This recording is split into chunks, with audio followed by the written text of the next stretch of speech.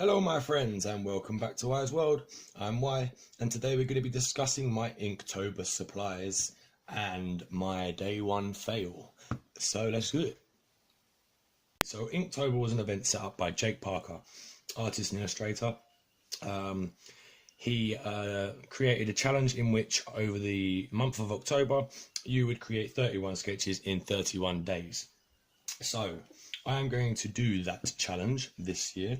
It's the first year that I've properly tried to complete the challenge rather than just done a few and then been too busy or use the excuse of being too busy. I'm going to be using these Moleskine sketchbooks. I think that's how you pronounce it. I'd rather call it Moleskine, but I think it's Moleskine. They're not actually sketchbooks, they're journal notepads. Not particularly thick paper. They're small, as you can see, small little sketchbook, nice and manageable. As I do have a lot of other projects I'm doing, I am just going to use one this size. I probably will do some bigger ones during Inktober,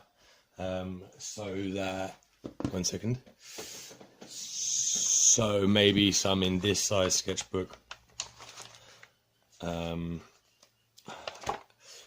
or even larger. Probably do some really big ones as speed arts on the channel. So my uploads are going to be the same. I'm going to still keep to Monday, Wednesdays and Sundays. There might be a little bit less speed arts during this process because I'm going to want to show off some of these Inktober sketches. So let's show you what I'm going to be using for Inktober. So I've got these chameleon pens, but I'm only going to be using the black because I'm going to try and stay in the black spectrum, black and grey. These do have a bullet tip, and then on this side you have the Japanese nib brush. Mine are a little bit damaged. I'll probably buy some newer ones. You see that? Indeed. So I will be using, apart from this one pencil, I have a 0.2 Pigma Micron, a 0.8 Pigma Micron. I do have a 5 somewhere. I'll be finding that. I'm keeping it all together in this, so I've got it always handy. I use most of this stuff anyway on a regular basis, but I've added a few more black pens in this one. This is a Staedtler pigment liner. It's a 1. This one's a 5, I believe. It's just a bit of variety. I find these are smoother to work with, but I find sometimes you get a bit better line consistency with these. Maybe I could show that quickly on my back page because I've already ruined it. So this is the one.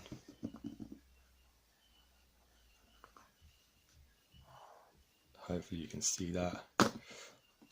Micron. Let's get a micron. I think there's a slightly different.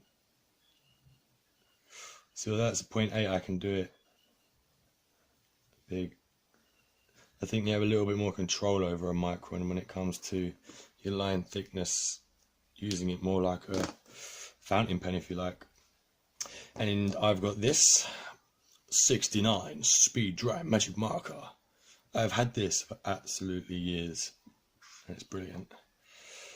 Handwriting pen, standard handwriting pen. It's in blue. I might just occasionally do one with that. Uniball, needle tip. These bleed quite badly. I don't usually use these, but you can sometimes get quite nice effects when you're doing, you know, like trying to do little grassy areas and stuff. You get quite a nice tip on them, so I might give that a go. And these have recently become my favourite pen. It's a Pentel pen, permanent marker, 2 ends, tip,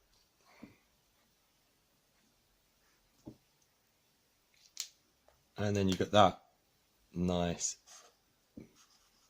big marker end. I've got 2 of those, new one there.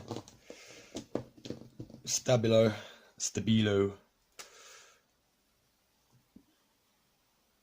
Quite a nice pen, but I find with these they split easily. The little fibre tips on them split quite easily unless you're very delicate.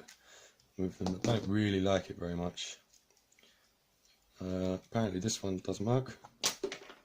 And I've got a Uni Posca. These pens are pretty amazing. This is 0.7. I just love the way the ink comes out of these.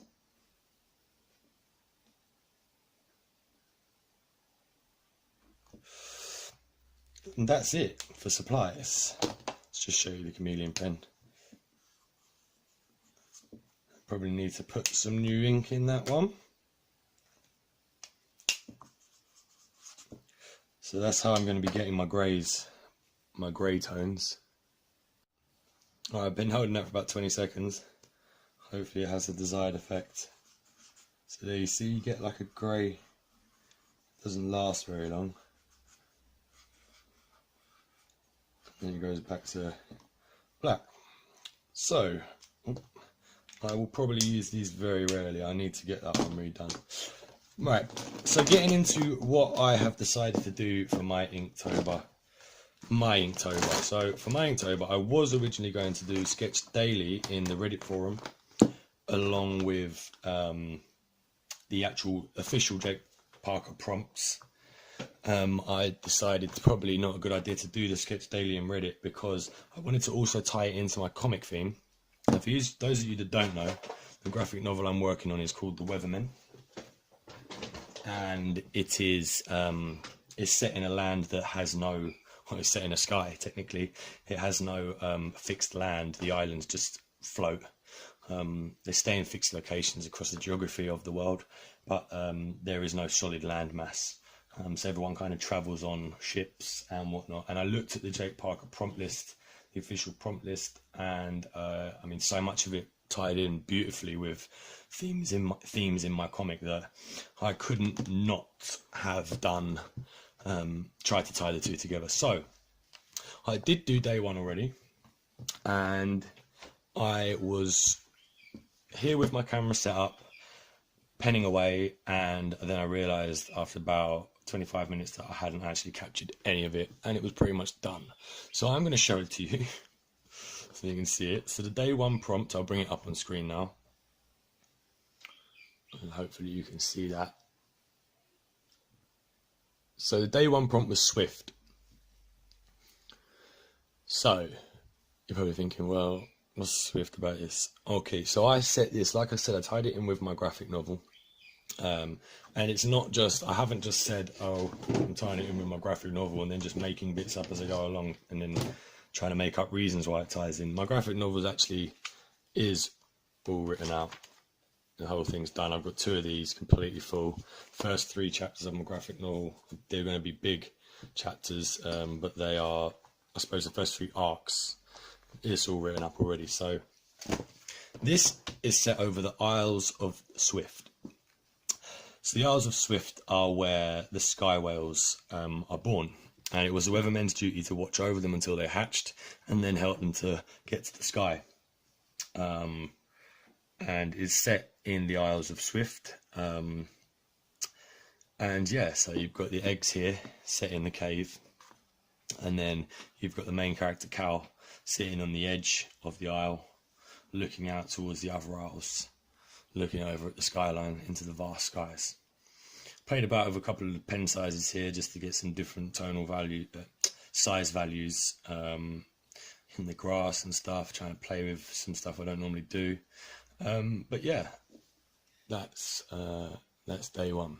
Unfortunately, I didn't manage to capture it, so it is a shame, but there it is anyway. So that's that. I can't really go into much more detail about that or really make anything more out of that. But what I can do quickly, you might not enjoy it, but I'm going to just read one page here of my graphic novel, just to give you an idea of the setting and just a little bit into, just so you can see the, you know, the actual the actual product itself. All right, so I can't read you chapter 1 or anything from chapter 1 because it kind of gives away most of the plot, and I don't think it will be actually made like that when I come to make the graphic novel. So I'm just going to read you one snippet out of the beginning of chapter 2, where it kind of kicks straight into what's going on. So here we go. I was out on deck looking out into the vast skies around us. We were gliding just below cloud top, which rolled out above like a blanket of cotton candy. The occasional beam of sunlight firing through the small breaks in cloud, darting down beams of golden light into the sky depths and illuminating the smog beds below. Occasionally a brief sight of land so far off in the distance it resembled no more than a speck of dust. Lightning cracked through the sky at regular intervals, sporadically dotted throughout the background and foreground. I had planned to stay here admiring the view until Reese finally left the flight deck below and left down for his cabin. I didn't want him overhearing me trying to hitch a frequency on my recently modded PAD. "I'm heading down, Cal," Reese said. "You should do the same." "Yeah, it won't be long," I shouted down. I listened carefully as he pulled down the stabilizer lever, hearing it click into place. A translucent field appeared around the hull of the ship. It flashed blue for a split second, then went back to clear film around the ship. We'd normally do this when we were hitching down somewhere for a few hours. Everyone would catch a few winks and then we would move off before nightfall. Alright, so basically this is near the beginning of the story where they're set. Our main character Cal is just kind of coming to grips with where he's at in his life at the moment, and he's just before something really big is about to happen, quite quick in the story, and it kind of catapults you straight into the action and Cal's sort of journey of self-discovery, as he's at this point he doesn't really know where he's come from, what his abilities are or what his purpose is, and so he's got that journey to go across. So I'm not going to read much more because it wouldn't make sense, but I probably will unveil a little bit more as I get through this book and show you how I'm tying it into Inktober. So that's it really, guys. I hope you're not too disappointed that you didn't get to see the drawing, and I hope you're not too peeved with the fact that I've just basically rambled on about my story, but I do kind of want to take my channel in the direction where it's going to support me more in being able to produce this comic, because I've been working on it for quite a while now and I think it's at the point now where it's nearly ready. So hopefully you are involved in Inktober. Hopefully your day one did go better than mine and you're not a fail when it comes to putting your camera on. And if you are doing Inktober and you're watching this, please drop me a link in the comments, let me know so I can check your channel out, see what you're getting up to. And you can also get hold of me on Twitter, which I'll leave a link to in the description. And good luck. Hope you're all having fun with it. I shall see you in tomorrow's video. Cheerio, bye.